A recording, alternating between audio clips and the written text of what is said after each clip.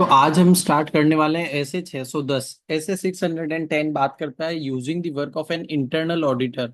Internal auditor के काम को जब आप यूज में लेना चाहें तो ये ऐसे 610 आगे आ जाता है और बोलता है कि पहले मुझे समझ लो और फिर ऐसे 610 की बात मतलब तो फिर तुम इंटरनल ऑडिटर की बात करना। तो अब इसकी स्टार्टिंग ऐसी है कि इंटरनल ऑडिटर को तुम अगर अपने काम में यूज लेना चाहते हो, अब तुम कौन हो? तुम एक्सटर्नल ऑडिटर हो, ऐसे पढ़ रहे हो मतलब तुम एक्सटर्नल ऑडिटर हो। एक्सटर्नल ऑडिटर बोले तो क्या स्टेट ऑडिटर हो। तो as per ISA 610 how external auditor can use the work of internal auditor. अब इस बात के दो अप्रोच है। There are two different approaches of how external auditor can use the work of an internal auditor. Using the work of an internal audit function without direct assistance या using the work of an internal auditor to provide direct assistance to the external auditor. यानी कि सीधा support ना दे, direct assistant ना दे, without direct assistance है और एक direct assistance वाला है। ये ऐसे दो अप्रोच है।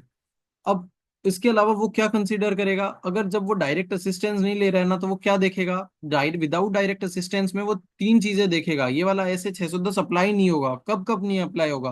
अरे भाई, तुम जिस एंटिटी में गए हो वहां पे कोई इंटरनल ऑडिट फंक्शन ही नहीं है। जब इंटरनल ऑडिट का कोई फंक्शन ही नहीं है तो ऐसे 610 की बात उठती है क्या? नहीं उठती है। No internal audit function, no internal auditor, no internal auditor, no ISA 610, no using the work of an internal audit. तो ऐसे 610 अप्लाई नहीं होगा अगर इंटरनल ऑडिट फंक्शन नहीं है। चलो अगर फंक्शन है भी पर ऑडिटर को लगता है कि वो रिलेवेंट नहीं है, यार मेरे को जो चीज चेक करनी है उसके रिलेटेड नहीं है, तो वो रिलेवेंट नहीं है तो भी नहीं लगेगा। चलो अगर अच्छा रिलेवेंट भी लगता है तो उसको लगता है यूजफुल नहीं होगा, कैन नॉट बी यूज, उसको लगता है अपने असेसमेंट के हिसाब से ये यूजफुल नहीं है, तो भी नहीं होगा। वही डायरेक्ट असिस्टेंस क्या बोलता है? डायरेक्ट असिस्टेंस एक तरीके से यूज करना है। किसको यूज करना है? इंटरनल ऑडिटर को यूज करना है। किसके लिए? ऑडिट प्रोसीजर्स परफॉर्म करने के लिए।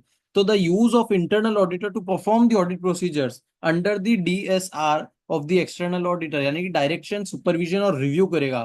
तो क्या देखा कि भाई डायरेक्शन, सुपरविजन और रिव्यू में काम करेगा। किसके रिव्यू, डायरेक्शन, सुपरविजन, रिव्यू में काम करेगा? एक्सटर्नल ऑडिटर के। कौन? Internal auditor. क्या काम करेगा? To perform the audit procedures. The use of internal auditor to perform audit procedure under DSR, direction, supervision and review of the external auditor। ये एक बेसिक ओवरव्यू था। इसके बाद आएगा evaluating the internal audit function. अब ये approach one की बात कर रहे हैं अपन, evaluating the internal audit function where without direct assistance, यानी कि तुमने डायरेक्ट असिस्टेंस नहीं लिया है तो अब उसको इवेल्युएट करना पड़ेगा। सबसे पहले तुमको इवेल्युएट तो करना पड़ेगा ना भाई, ये डायरेक्ट में भाई इसको डायरेक्ट असिस्टेंस तो नहीं ले रहे हो, विदाउट डायरेक्ट असिस्टेंस है। तो इवेल्युएट करो। क्या इवेल्युएट करोगे? अरे भाई तीन बड़ी मेन मेन चीजें इवेल्युएट करोगे जिससे निर्भर करता है कि तुम उसको आगे यूज में लोगे कि नहीं लोगे। एक तो उसका ऑर्गेनाइजेशनल स्ट्रक्चर, देखो OCA इसका वो शॉर्ट फॉर्म है, बाकी तुम खुद को देख लो ना, याद हो जाएगा कि ऑर्गेनाइजेशनल स्टेटस इंटरनल ऑडिटर का क्या है और उसकी ऑब्जेक्टिविटी कैसी है। उसका ऑर्गेनाइजेशनल स्टेटस, अरे भाई उसकी इज्जत होनी चाहिए, ऑर्गेनाइजेशन में एक स्टेटस होना चाहिए उसका बराबर से। क्यों? क्योंकि अगर चपरासी भी उसको सुना के जा रहा है, बहुत नीचे है, सबके नीचे दबा हुआ है, तो वो क्या इंटरनल ऑडिट बनेगा? नहीं बन सकता है। तो क्या इंटरनल ऑडिट बनेगा रे बाबा? वैसी वाली बात हो जाएगी। तो OCA में क्या कवर होता है? Organisational status of the internal auditor देखना है और उसकी ऑब्जेक्टिविटी देखनी है। दूसरा क्या देखेंगे? उसकी कॉम्पिटेंस देखेंगे। भाई चलो उसका स्टेटस बहुत ऊंचा है, उसकी ऑब्जेक्टिविटी बहुत अच्छी है, एकदम निष्पक्ष होकर काम करता है, पर पता चला कॉम्पिटेंस कुछ है ही नहीं, 10वीं पास करके आया है, उसको ऐसे ही बैठा दिया। तो कॉम्पिटेंस भी होना चाहिए। और अप्रोच, अप्रोच कैसा है बहुत मैटर करता है इस वाले केस में, विदाउट डायरेक्ट असिस्टेंस में। क्यों? क्योंकि तुम उसका डायरेक्ट असिस्टेंस लो तो तुम गाइड कर दोगे, पर अब तुम डायरेक्ट असिस्टेंस नहीं ले रहे हो, विदाउट डायरेक्ट असिस्टेंस है, तो तुम्हें पता होना चाहिए उसका अप्रोच कैसा है। सिस्टमेटिक और डिसिप्लिन्ड है उसका अप्रोच, तो तुमको लगेगा यार ये सिस्टमेटिक बंदा है, डिसिप्लिन बंदा है, इसका काम काम में लूंगा तो मेरा काम बढ़ेगा नहीं। नहीं तो ऐसा भी हो सकता है कि भाई सिस्टमेटिक डिसिप्लिन आदमी नहीं होता है ना, उसका काम काम लेने पर काम बढ़ जाता है, काम कम नहीं होता है। तो तीन चीजें देखोगे उसको इवेल्युएट करने के लिए। OCA, ऑर्गेनाइजेशनल स्ट्रक्चर और ऑब्जेक्टिविटी, ऑर्गेनाइजेशनल स्ट्रक्चर और objectivity, competence of internal auditor. और ए से क्या देखोगे? Approach, systematic and discipline. याद करो, याद करो। फिर क्या आएगा ऐसे 610 में? डिटरमाइन करो। अब तुमने वो कर लिया, अब डिटरमाइन करो the nature and extent of the work of the internal audit function that can B use, यानी कि क्या यूज किया जा सकता है। Determining the nature and extent of the work of the internal audit that can be used, कि कौन सा वर्क यूज किया जा सकता है, कहाँ कहाँ पे उसका वर्क यूज किया जा सकता है। नेचर एंड कहाँ से कौन कैसे टाइप का और किस हद तक उसका वर्क यूज किया जा सकता है। एक्सटेंड लिखा है ना, किस हद तक, कैसा और किस हद तक उसका वर्क यूज किया जा सकता है। तो देखो भाई, सीधी सी बात है, ये बहुत सिंपल सी बात बोलता है कि भाई external auditor to sufficiently involve रहना अपनी ऑडिट में। External auditor should be sufficiently involve in the audit, directly in the audit. ये नहीं है कि सारा ऑडिट इंटरनल ऑडिटर से ही करवा लो तुम। तो external auditor should be sufficiently involve in the audit. एक तो हाई रिस्क एरिया है, significant high risk high ROMM area है, वो should that area should be audited by external auditor only. यानी कि हाई आरओएमएम एरिया तुम audit करना, significant judgement वाले एरियाज तुम खुद ऑडिट करना, और सिग्निफिकेंट जजमेंट्स तुम ही बनाना। तो all significant judgement should be made by external auditor. High ROMM area should be audited by external auditor. External auditor should be sufficiently involve. Use less work of IA, क्यों less use करेगा? जब उसकी doubt है किस पे, उसकी objectivity और competence पे, या तो लेस करो या करो ही मत। तो use less work of internal auditor if there is doubt over integrity and objectivity और कॉम्पिटेंस ऑफ द आईए। और ये shall discuss the plan use of its work. अरे भाई प्लान यूज, एक बार क्या वर्क मैं काम में लेने वाला हूँ तेरा, तो उसके बारे में डिस्कशन कर लो, उसके साथ कोऑर्डिनेशन कर लो, और एक उसका स्कोप भी कंसीडर करो। अरे भाई तुम्हारे अंडर तो काम कर नहीं रहा है, अब मैनेजमेंट ने उसको किस काम के लिए रखा है, उसका स्कोप भी तो देख लो। पता चला उसको जिस काम के लिए रखा है वो तुम्हारा स्कोप लेना देना ही नहीं है तुमको उससे, कि भाई उसको इंटरनल ऑडिट के लिए रखा है सिर्फ एचआर प्रोसेस के लिए, तुमको एचआर प्रोसेस नहीं देखना है, तुमको कुछ दूसरा दिखाना था, तो उसके स्कोप में ही नहीं है, तो भाई टाटा बाय बाय, चलो खत्म। तो इसलिए determining the nature and extent of work that can B use, तो आंखें बंद करके बोलो क्या क्या याद आ रहा है। तो आंखें बंद करके सबसे पहला तो अभी अभी लास्ट में पढ़ा कि उसका स्कोप देखेंगे, consider the scope of the internal auditor. उसके अलावा उसका हम क्या देखेंगे, high risk, high ROMM area है जहाँ पे हाई रिस्क है, should be audited by the external auditor only. Significant judgement should be made by external auditor only. और external auditor should sufficiently involve directly in the audit. और वो क्या करेगा, time discuss कर लेगा, ऐसा कुछ discuss the plan use of its work with IA function. Plan use of work discuss कर लेगा कि क्या प्लान यूज है। अब सिग्निफिकेंट जजमेंट क्या होता है? अरे भाई बहुत आसान है, रिस्क ऑफ मटेरियल मिसस्टेटमेंट को असेस करना, आरओएमएम असेस करना सिग्निफिकेंट जजमेंट है। अरे material uncertainty over going concern, या फिर management use of going concern assumption, ये सिग्निफिकेंट जजमेंट है। Sufficiency of the test perform, कि कितना टेस्ट करना है, ये तुम्हारे ऊपर डिपेंड करता है यार, कितना टेस्ट करना है तुमको। कल का वो आया हुआ इंटरनल ऑडिटर, उसके अंदर की कंपनी के अंदर का आदमी तुम्हें बताएगा कि सफिशियंसी ऑफ टेस्ट परफॉर्म कितना होता है। तो assessing ROMM significant judgement area है। Sufficiency of test perform, adequacy of disclosures, और management use of going concern basis of accounting, और सिग्निफिकेंट कोई अकाउंटिंग एस्टिमेट वगैरह वाला है तो वो भी सिग्निफिकेंट जजमेंट्स है, वो तुमको चेक करना है, उसको नहीं दे सकते। Factor that can help the external auditor to evaluate the objectivity of the internal auditor. अरे भाई उसकी ऑब्जेक्टिविटी का पता लगाने के लिए क्या हेल्प करेगा तुम्हें? अरे भाई उसकी ऑब्जेक्टिविटी तुमको पता लगानी है। ऑब्जेक्टिविटी क्या होती है? अनबायसनेस। अनबायसनेस कैसे पता चलेगी? अनबायसनेस देखो चार चीजों से पता चल सकती है, कि एक तो उसका वापस ऑर्गेनाइजेशनल स्टेटस कैसा है, उसकी ऑथोरिटी और अकाउंटेबिलिटी क्या है। ऑथोरिटी, अकाउंटेबिलिटी और ऑर्गेनाइजेशनल स्टेटस क्या है। देखो भाई उतना वो अनबायस्ड रहेगा जितना वो किसी से डरता नहीं है। एकदम टॉप पे रहेगा ना, तो वो किसी से डरता नहीं है। डरता नहीं है तो वो बराबर से सब कुछ देखेगा, सबको रिपोर्ट करेगा। पर वो चपरासी के भी अंडर है या फिर एकदम नीचे है, तो वो तो सबसे डरेगा। वो किसकी कमी आके बताएगा तुम्हें कि यहाँ पे कमी है, यहाँ पे कंट्रोल में कमी है? वो किसी की कमी नहीं बता सकता है। तो उसका ऑर्गेनाइजेशनल स्टेटस कैसा है और किसके लिए, किसको अकाउंटेबल है, और उसकी ऑथोरिटी कितनी है, वो देखना बहुत जरूरी है, उसकी ऑब्जेक्टिविटी के लिए, अनबायसनेस के लिए। और दूसरा, क्या वो फ्री है क्या किसी कॉन्फ्लिक्टिंग रेस्पॉन्सिबिलिटीज से? कोई ऐसा तो नहीं है कि वो खुद ही जो काम कर रहा है वही चेक कर रहा है, तो वो फ्री फ्रॉम कॉन्फ्लिक्टिंग रेस्पॉन्सिबिलिटीज होना चाहिए, नहीं तो वो खुद के काम की कमी कोई नहीं बताता है। तो ऑर्गेनाइजेशनल स्टेटस की बात करेगा, एंड उसकी ऑर्गेनाइजेशनल स्टेटस, ऑब्जेक्टिविटी तुम चेक करने गए हो तो क्या देखोगे? उसका organisational status, authority, responsibility and accountability क्या है। दूसरा तुम देखोगे whether he is free from what, free from, किससे फ्री है, whether he is free from conflicting responsibilities. Conflicting responsibilities से तो फ्री है क्या? तीसरा, limitations on placed on the internal audit function by the management, management ने कोई limitations तो नहीं डाला है उसके ऊपर। और चौथा, कोई प्रोफेशनल बॉडी का मेंबर है क्या कोई? जब भाई देखो सीए सीएमए का कोई मेंबर होगा ना, तो उस पर थोड़ा भरोसा ज्यादा आता है कि यार ऑब्जेक्टिव रहेगा। क्यों? क्योंकि उसने प्रोफेशनल एथिक्स पढ़ा है, ऑडिट में अपने है ना प्रोफेशनल एथिक्स। तो चाहे भले कोई फॉलो करे ना करे, पर ऐसा मान लेता है कि प्रोफेशनल बॉडी का मेंबर है, तो उसको इतना डर नहीं रहेगा कि भाई मैनेजमेंट उसको क्या बोलेगा। वो बोलेगा मैं तो वो फॉलो करूंगा जो मैंने सीखा है। तो ऑब्जेक्टिविटी चेक करने के तो तुम चार चीजें चेक करोगे, उसका organisation structure, authority, responsibility, accountability.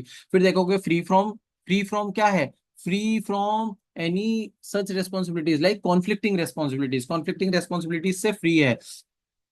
तीसरा अपन देखते हैं कि भाई वो कोई प्रोफेशनल बॉडी का मेंबर तो है ना, और चौथा अपन देखते हैं कि भाई क्या देखते हैं कि कोई रिस्ट्रिक्शंस तो नहीं प्लेस किया ना मैनेजमेंट ने। ये रिस्ट्रिक्शंस वाला मैं भूल जाता हूँ, तो इसका कोई तरीका बना लेंगे कि restrictions place on internal audit function by the management. कोई रिस्ट्रिक्शन तो प्लेस कर दिया ना मैनेजमेंट ने, मतलब कोई रिस्ट्रिक्शन तो प्लेस नहीं किया ना, तो पता चलेगा भाई उसके ऊपर कोई रिस्ट्रिक्शन है नहीं है। रिस्ट्रिक्शन बोले तो बंधन, तो उसके ऊपर कोई बंधन तो नहीं है।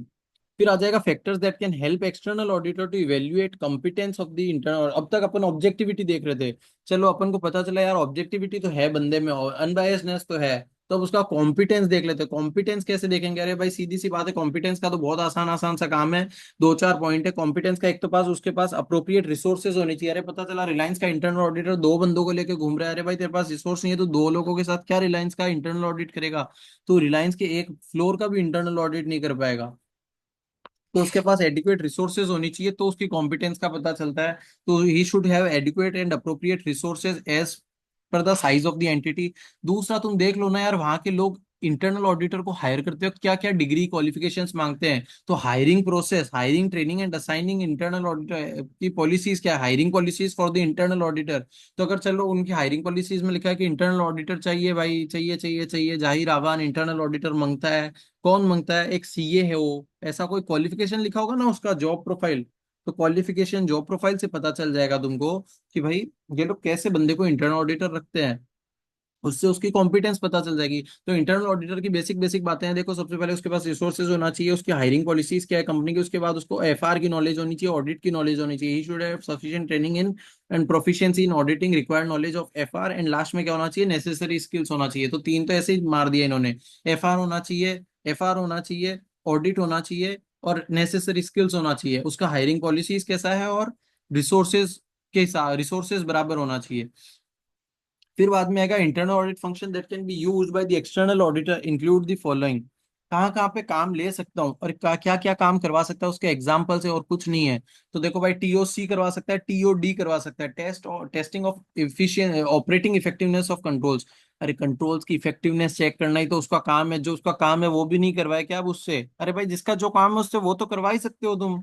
तो testing operating effectiveness of the controls, TOC testing operating effectiveness of the controls, TOD test of details करवा सकते हो, test of details but limited judgement. जहाँ पे जजमेंट लिमिटेड है, जहाँ पे ज्यादा जजमेंट वाला कुछ काम है तो नहीं कर सकते, क्योंकि अपन ने पहले देखा है कि ज्यादा जजमेंट वाला एरिया उसको खुद को करना पड़ता है, सिग्निफिकेंट जजमेंट एरिया। तो टीओसी कर सकता है, टीओडी विद लिमिटेड जजमेंट कर सकता है। वो क्या कर सकता है, इनसिग्निफिकेंट सब्सिडियरीज का एफएस रिव्यू कर सकता है, ट्रेस कर सकता है ट्रांजेक्शन्स को, trace the transactions through FR, observe कर सकता है physical inventory count, inventory counts को ऑब्जर्व करने का भी राइट है। और compliance with laws and regulation, अरे भाई इंटरनल ऑडिट पढ़ा नहीं है क्या तुमने? Compliance with laws and regulations वो भी उसकी जिम्मेदारी होती है, कंप्लायंस विद रेगुलेटरी रिक्वायरमेंट्स। तो क्या क्या कर सकता है, TOC TOD compliance with regulatory requirements, insignificant subsidiaries का रिव्यू कर सकता है, फाइनेंशियल स्टेटमेंट्स और ट्रेस द ट्रांजेक्शंस कर सकता है, और ऑब्जर्व कर सकता है इन्वेंट्री काउंट्स को। फिर क्या आएगा, discussing the plan use of the work. Plan use of work में क्या आएगा, नेचर टाइमिंग एंड एक्सटेंड का ही तीन पॉइंट बना दिया है। Nature of the work discuss कर लेगा उसके साथ कि क्या काम है, कब करना है। Nature of the work, nature यानी कि क्या काम है, टाइमिंग ऑफ द वर्क यानी कि कब करना है, एंड एक्सटेंड यानी कि कितना करना है। Nature timing and extend of the work. फिर आ जाएगा मटेरियलिटी क्या है, उसको बता दो ना भाई, उसके साथ डिस्कस करो मटेरियलिटी क्या है। अरे भाई तुम उसको काम दे रहे हो, उसको पता ही नहीं है कि 5 करोड़ की गलती लेके आऊं, 10 करोड़ की गलती लेके आऊं, 10 रुपए की गलती लेके आऊं, 50 रुपए की। उसको मटेरियलिटी, परफॉर्मेंस मटेरियलिटी तो बता दो भाई कि भाई तेरे को ये गलती मिले तो लेके आना मेरे पास। तो देखो nature timing extent of the audit procedures to be perform, materiality, performance materiality to be discuss with the internal auditor. इसके अलावा उसके साथ तुम और क्या डिस्कस कर सकते हो, और क्या डिस्कस करोगे, और डॉक्यूमेंटेशन क्या होने वाला है, डॉक्यूमेंट कर लेना भाई, डॉक्यूमेंटेशन क्या होने वाला है, ऑडिट प्रोसीजर्स क्या अप्लाई करने हैं, methods, sample selections and review reporting procedures, बस यही सब चीजें डिस्कस कर लो। फिर क्या होगा ऐसे 610 में आगे, फैक्टर्स दैट कैन, उनके बीच में इफेक्टिव कोऑपरेशन, प्यार मोहब्बत कैसे बढ़ेगी इंटरनल ऑडिटर और एक्सटर्नल ऑडिटर के बीच, वार्तालाप, वार्तालाप कैसे बढ़ेगी, तो वार्तालाप कैसे बढ़ेगी, तो भाई ईए शुड इन्फॉर्म आईए, आईए should inform EA about the significant matters, in external auditor को इंटरनल को बताना पड़ेगा, इंटरनल को एक्सटर्नल को बताना पड़ेगा, क्या एक दूसरे को क्या बताएंगे, significant matters affecting their functions.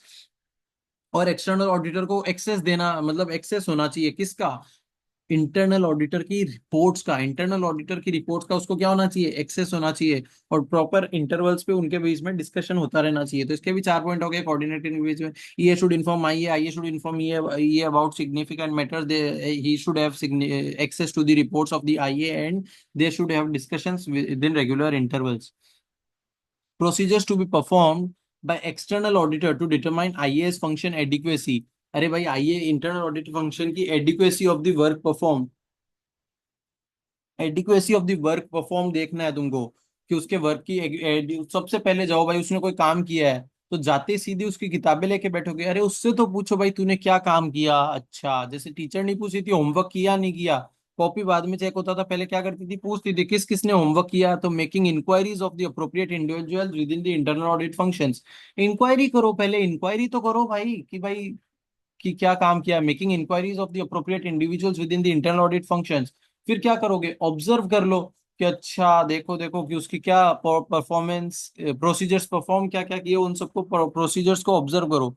तो inquiry, observe the performance of the procedures, फिर रिव्यू कर लो जो रिपोर्ट्स बनाई, यानी कि आप बुक चेक कर लो उसकी, उसने बोला होमवर्क किया है, कैसे किया, मैंने पूछ लिया है कि भाई उसने बोला मैंने 5 टाइम लिखा है, मैंने हिंदी इंग्लिश ये सब किया, ये ऑब्जर्व करना हो गया कि क्या प्रोसीजर परफॉर्म किया है। अब लाओ तू बुक लेके आ, तू चेक करा दे, तो ये चेक करना हो गया। एंड एक्सटर्नल ऑडिटर क्या कर सकता है, रीपरफॉर्म भी कर सकता है सम वर्क को, एकदम डिटेल में जाके रीपरफॉर्म कि भाई तूने ये वर्क किया, ये रिजल्ट आया, चल मैं भी करके देख लेता हूँ, मेरा भी यही रिजल्ट आ रहेगा, रीपरफॉर्म सम ऑफ द वर्क। रीपरफॉर्म करने से क्या पता चलता है, पता चलता है कि साला ऑडिटर कहीं अपन को पागल तो नहीं बना रहा है, इंटरनल ऑडिटर गधा तो नहीं बना रहा है, इंटरनल ऑडिटर ने ऐसे ही कुछ भी तो नहीं कर दिया अपनी एंटिटी को बचाने के लिए। तो 3 चीजें करोगे उसकी इवेल्युएट करने के लिए, क्या इवेल्युएट करने के लिए, क्वेश्चन मत भूल जाना, एडिक्वेसी इवेल्युएट कर रहे हो तुम इंटरनल ऑडिटर फंक्शन की, इसकी एडिक्वेसी कैसे इवेल्युएट करोगे, उसकी इंक्वायरी करोगे सबसे पहले, होमवर्क किया नहीं किया, making inquiries of the personnel within the internal audit functions. फिर बाद में ऑब्जर्व द प्रोसीजर्स परफॉर्म, फिर क्या देखोगे, अच्छा रिव्यू सम वर्क, अच्छा रीपरफॉर्म भी कर। चलो अब आता है अपना approach to direct assistance. Direct assistance में सबसे इंपॉर्टेंट चीज, अरे भाई तुम उसको अपना नौकर बनाने वाले हो, नौकर नहीं मतलब चलो ठीक है थोड़ा अच्छा शब्द यूज करता हूँ, तुम उसको अपने अंडर में लेने वाले हो, डायरेक्ट असिस्टेंस लेने वाले हो, तो तुम क्या करोगे, उसको डायरेक्ट सुपरवाइज और रिव्यू भी करने वाले हो, डायरेक्टली लेने वाले हो। तो 2 लोगों से चिट्ठी ले लो, रिटर्न एग्रीमेंट ले लो कि भाई तुम लोग बीच में फिर मत आना, आज एक बार तुम लिख के दे दो, फिर बीच में मत आना, किसको बोलोगे, मैनेजमेंट को बोलोगे कि भाई तू बीच में मत आना। obtain a written agreement from the management of the entity that internal auditor will be allowed to follow the EA's instructions। यानी कि तुम इंटरनल ऑडिटर को अलाउ कर रहे हो मेरा इंस्ट्रक्शन फॉलो करने के लिए, and you will not intervene, you will not यानी कि management will not intervene in the work of that आईए परफॉर्म्स फॉर ईए। वो मैं तेरा हीरो पिक्चर में जैसे वरुण धवन जाता है ना, बोलता है ना 3 दिन के लिए सुनैना मेरी है तुम बीच में मत आना, वैसे ही obtain a written agreement from the management of the entity that internal auditor will be allowed to follow the EA's instruction, and entity will not intervene in the internal auditor performs for EA in the work that internal auditor performs for EA। यानी कि return agreement ले लो management से that it allows the internal auditor to follow the external auditor's instructions। ये allow करता है internal auditor को कि भाई जा तू एक्सटर्नल ऑडिटर की इंस्ट्रक्शन फॉलो कर, and will not intervene in the work performed by the internal auditor for as given by external auditor। अपने लैंग्वेज में बना सकते हो कि भाई रिटर्न एग्रीमेंट की बात चल रही है। दूसरा रिटर्न एग्रीमेंट तो, अरे भाई इंटरनल ऑडिटर क्या तुम्हारे पिताजी का नौकर है क्या, जो बस एंटिटी ने बोल दिया तुमने रख लिया। अरे उससे तो लो कि भाई तू काम करेगा क्या, उसको वो लेके अगर वो कुछ काम ही नहीं करना चाह रहा है, भाई मैं क्यों करूं, मेरे को क्या नौकर समझाएगा। तो पहले उससे भी रिटर्न एग्रीमेंट लेना पड़ेगा। तो एक रिटर्न एग्रीमेंट ले लो मैनेजमेंट से कि भाई तुम एग्री करते हो, तुम ये सब करते हो। दूसरा रिटर्न एग्रीमेंट ले लो उससे, उससे क्या लोगे कि भाई तू सारी चीजों को कॉन्फिडेंशियल रखेगा। Obtain a written agreement from internal auditor that they will keep the confidential specific matters instructed by EA and and inform external auditor of any threat to his objectivity. यानी कि भाई उसकी ऑब्जेक्टिविटी पे कोई भी threat है, कोई भी उसके ऊपर दबाव आए, तो वो क्या करेगा, इन्फॉर्म करेगा। किसको इन्फॉर्म करेगा? मुझे। अरे हाँ भाई, मुझे मतलब एक्सटर्नल ऑडिटर को ही तो इन्फॉर्म करेगा। तो obtain a written agreement from the internal auditor that he will keep the things confidential, he will keep the information confidential or specific matters confidential, and will report to the external auditor if there is any threat to his objectivity। उसका LOC तुम क्या करोगे, evaluate करोगे। LOC में क्या evaluate करोगे भाई? कहीं लॉ तो कोई प्रोहिबिट नहीं करता तुमको उसका काम लेने के लिए। पता चला तुमने उसको रख लिया और फिर बाद में पता चला अरे लॉ में लिखा था तुम इस काम में इंटरनल ऑडिटर को नहीं ले सकते। तो वेदर एनी लॉ प्रोहिबिट्स, जैसे कोई तुमको मना कर दे, वो कौन होता है, कैग, कैग मना कर दे कि मत लेना डायरेक्ट असिस्टेंस, तो लॉ मना कर रहा है क्या? फिर उसका ऑब्जेक्टिविटी और कॉम्पिटेंस देख लो। यहाँ पे अपन ने अप्रोच नहीं देखा, क्यों पता है? अप्रोच इसलिए नहीं देखा, सिस्टमेटिक और डिसिप्लिन तो तुम कर दोगे ना उसको, उसके काम से तुम्हें क्या लेना देना है? तुम उसको जो बोलोगे वो तुमको करके लाके दे देगा, अब तुम्हारा नौकर है। अब उसके अप्रोच की तुमको क्या जरूरत है? नौकरी वालों को कोई अप्रोच अप्रोच नहीं देखता है भाई, सीधी सी बात है, काम करवाना आता है सबको। तो डायरेक्ट असिस्टेंस में एलओसी देखोगे कि लॉ तो मना नहीं करता, ऑब्जेक्टिविटी क्या है, कॉम्पिटेंस क्या है। एक रिटर्न एग्रीमेंट उससे ले लोगे भाई, कॉन्फिडेंशियल रखना, और तू ऑब्जेक्टिविटी का कोई थ्रेट हो तो मुझे बताना। एक ले लोगे मैनेजमेंट से, मैनेजमेंट को क्या बोलोगे, ओ भाई भाई मैनेजमेंट तू है ना उसको अलाउ कर दे कि मेरा काम परफॉर्म करे, और तू बीच में इंटरवीन मत करना for any of the work which is perform by internal auditor on instructions of EA. फिर क्या करोगे, क्या nature and extent of the work that can be assigned. अरे सेम वैसा है, ये किस पे डिपेंड करता है कि क्या होगा। तो रिस्क ऑफ मटेरियल में स्टेटमेंट कितनी है, उस पे कम होगी तो तुम उसको असाइन कर दोगे, ज्यादा है तो तुम नहीं कर सकते। यानी कि फ्रॉड रिलेटेड सिग्निफिकेंट रिस्क वगैरह ये सब है, तो रिस्क ऑफ मटेरियल में स्टेटमेंट ज्यादा है, तुम नहीं कर सकते। क्या नहीं कर सकते? अरे असाइन नहीं कर सकते। तो क्या क्या डिपेंड, किस फैक्टर्स पे डिपेंड करता है कि तुम क्या करोगे, मतलब उसको दोगे कि नहीं दोगे काम। Assessment of risk, risk of material misstatement पे डिपेंड करता है, उसकी ऑब्जेक्टिविटी, कॉम्पिटेंस और जजमेंट। तो significant risk of material statement वाला एरिया है, risk of high, risk of high ROMM area है। मतलब कुल मिला के यहाँ पे फैक्टर्स पूछा है, तो हाई और लो नहीं लिख सकते तुम ये लिख सकते हो डिपेंड करता है भाई आरओएमएम कैसा है। Assessment of ROMM, assessment of ROMM, amount of judgement involve, on his objectivity, evaluation of threats to his objectivity, evaluation of threats to his competence। उसकी कॉम्पिटेंस और ऑब्जेक्टिविटी को क्या थ्रेट है, आरओएमएम कितना आता है, और जजमेंट क्या होता है, अमाउंट ऑफ जजमेंट कितना है उस चीज में, उन चीजों पे डिपेंड करता है। यहाँ पे हाई लो की बात नहीं पूछा है, दोनों साइड तुमको खुला छोड़ना पड़ेगा, न्यूट्रल भाषा यूज होगी।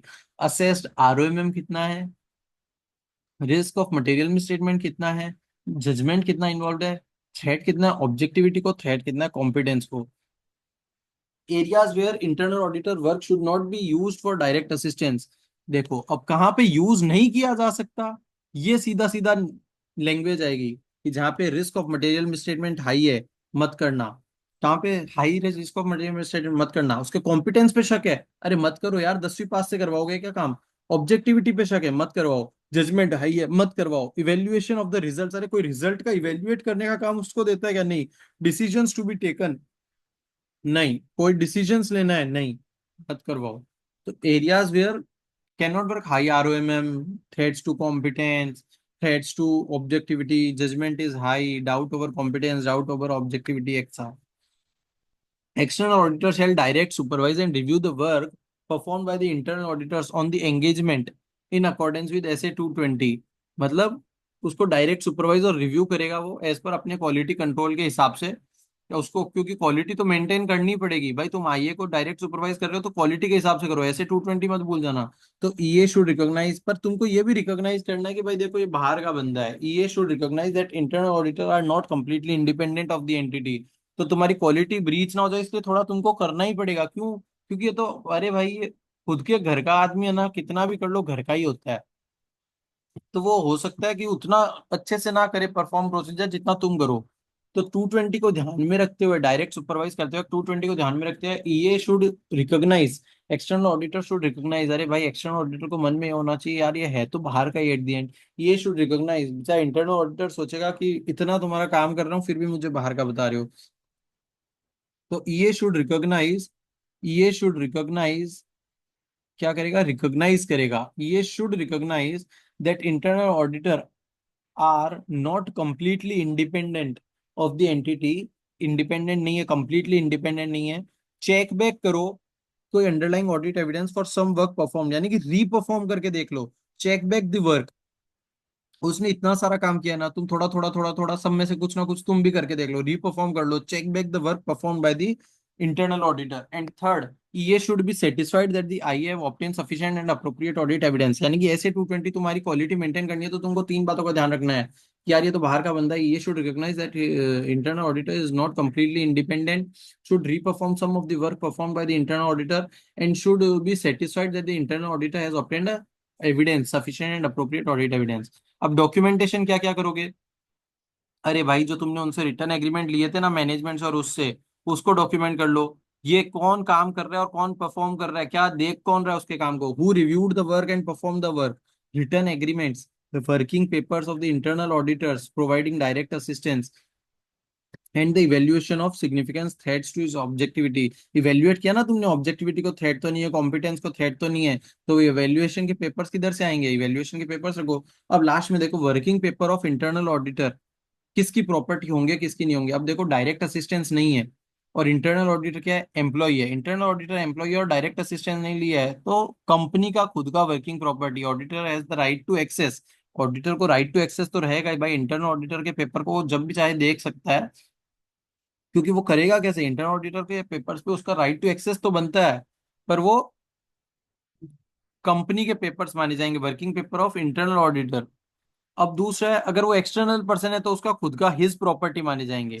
अब डायरेक्ट असिस्टेंस ले रहा है, डायरेक्ट असिस्टेंस में ना वो working paper of internal auditor सारा ना माना जाएगा एक्सटर्नल ऑडिटर का, to the extent work perform under external auditor, यानी कि एक्सटर्नल ऑडिटर के एक्सटेंट में जितना काम किया है उससे रिलेटेड वर्किंग पेपर्स तो एक्सटर्नल ऑडिटर के ही माने जाएंगे। ये वर्किंग पेपर्स के ऊपर था। तो ये बहुत प्यारा सा ऐसे, छोटा सा ऐसे अपना कंप्लीट, इसको सुन तो दो बार और पॉइंट्स रिमेंबर कर सकते हैं, एक रिकैप तुम खुद से कर लेना। चलो, जय सिया राम।